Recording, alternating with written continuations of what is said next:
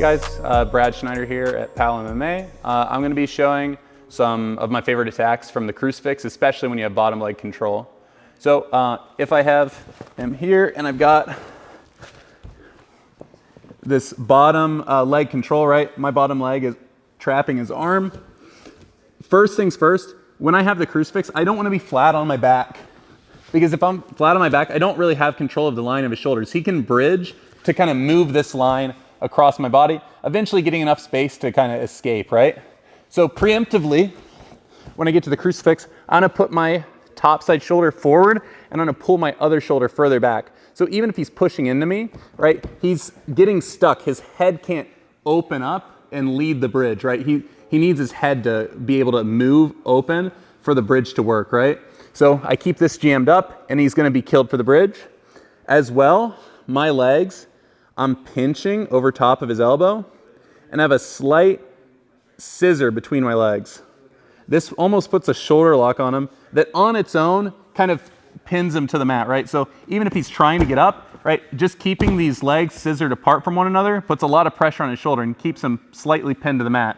And with my seat belt, with this shoulder behind his head, that really makes it difficult for him here, right? So in this position, I have the choke still, but the armbar is a little bit more difficult with bottom leg control. If I'm not able to get through this, what I'm gonna do is I'm gonna take my choking hand and I'm gonna bring it inside and I'm gonna put my hand flat on the mat. From here, I'm going to sit up and I'm gonna cup inside of his armpit with my opposite hand. Now for him to sit up is gonna be very difficult, right? I can keep him pinned here relatively easily.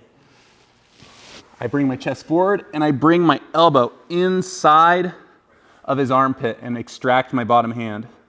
Now a lot of people have trouble still with this because they'll have this and his hand will be super far out, right? I bring my foot in and I kick this leg straight to get his wrist back under my knee and I want it to be close to his body. I can align myself with his shoulder, right? Putting a lot of pressure here. As well, I can do a shin whizzer and finish the shoulder lock without sitting up, right? But for a traditional finish, I'm gonna do like a technical stand-up. So I bring my leg under me and kick it through this empty space. And this is probably one of the tightest shoulder locks in Jiu-Jitsu, maybe tied with the Tarico Plata. So it's definitely something that could be a good tool in the Crucifix when someone's trying to sit up, or if they're really hunkered down and they don't want to move, you can sit up over top of them and isolate a powerful shoulder lock. Yeah, something that was just super powerful that I hadn't seen in the Crucifix position is that shoulder position behind the neck, really just keeping me from not being able to bridge. Can you just show that from a different angle here? Yeah. So if I'm flat on my back, right, he can bridge freely because his head can open away from him and I don't really have the ability to choke him this far away, right? So what I want to do is I'm going to get up on my side and I want my shoulder forward and I'm projecting it towards the back of his head. Now I can be a little bit lazier in this position because I don't have to worry about him bridging over top of me, right?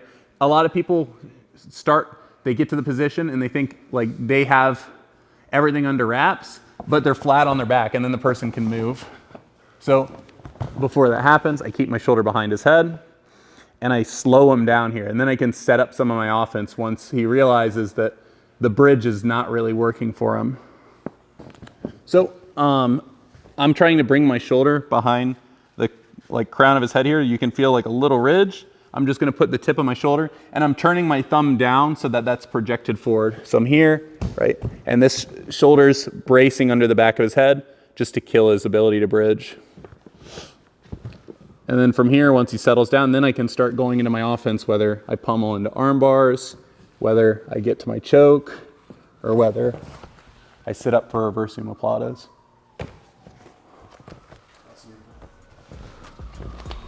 There you guys have it. Some techniques from Brad Schneider.